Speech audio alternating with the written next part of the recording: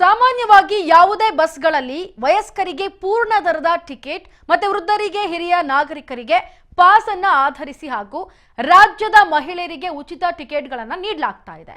ಇನ್ನು ಮಕ್ಕಳಿಗೆ ಇದರಲ್ಲಿ ಶುಲ್ಕವನ್ನ ಕಡಿಮೆ ಇರುತ್ತೆ. ಆದ್ರೆ ಮೈಸೂರಿನಿಂದ ಮಡಿಕೇರಿ ಕಡೆ ಹೊರಟ ಬಸ್ನಲ್ಲಿ ಬೆಕ್ಕಿನ ಮರಿಗೂ ಕೂಡ 50% ಟಿಕೆಟ್ ಅನ್ನ ತಗೋಬೇಕು ಅನ್ನೋ ಘಟನೆ ನಡೆದಿದೆ. ಇಲ್ಲಿ ಮೈಸೂರು ಮಡಿಕೇರಿ ಮಾರ್ಗವಾಗಿ ಹೋಗ್ತಾ ಇರುವಂತಹ ಕೆಎಸ್ಆರ್ಟಿಸಿ ಬಸ್ನಲ್ಲಿ ಕಂಡಕ್ಟರ್ ಬೆಕ್ಕಿನ ಮರಿಗೆ ಸೀಟ್ ಸಹಿತ 50% ಸೀಟ್ ಏನು ಶುಲ್ಕ ಇರುತ್ತೆ ಅದನ್ನು ತೆಗೆದುಕೊಂಡಿದ್ದಾರೆ. ಈ ಒಂದು ವಿಚಿತ್ರವಾದ ಘಟನೆ ನಡೆದಿದೆ ನೋಡಿ.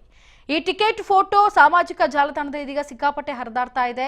ಇನ್ನು ರಾಜ್ಯದಲ್ಲಿ ಶಕ್ತಿ ಯೋಜನೆಯಡಿ ಮಹಿಳೆಯರಿಗೆ ಕೆಎಸ್ಆರ್ಟಿಸಿ ಬಸ್ನಲ್ಲಿ ಉಚಿತ ಪ್ರಯಾಣಕ್ಕೆ ಅವಕಾಶವನ್ನು ಕಲ್ಪಿಸಿಕೊಳ್ಳಲಾಗಿದೆ. ಆಧಾರ್ ಅಥವಾ ID ಕಾರ್ಡ್ ಅನ್ನು ತೋರಿಸಿ ಮಹಿಳೆಯರು ಉಚಿತವಾಗಿ ಪ್ರಯಾಣವನ್ನ ಮಾಡಬಹುದಾಗಿದೆ. ಆದರೆ ಇದೀಗ ಮೈಸೂರು ಮತ್ತೆ ಮಡಿಕೇರಿ ಮಾರ್ಗವಾಗಿ ಹೋಗುವಂತಹ ಕೆಎಸ್ಆರ್ಟಿಸಿ ಬಸ್ನಲ್ಲಿ ಬೆಕ್ಕಿನ ಮರಿಗೂ ಕೂಡ ಟಿಕೆಟ್ ಅನ್ನ ಕೊಡಲಾಗಿದೆ.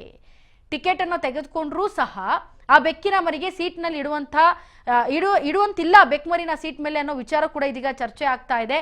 ಈ ಚರ್ಚೆಗೆ ಸಂಬಂಧಪಟ್ಟಂತೆ ಇದೀಗ ಗ್ರಾಸವಾಗ್ತಾ ಇದೆ.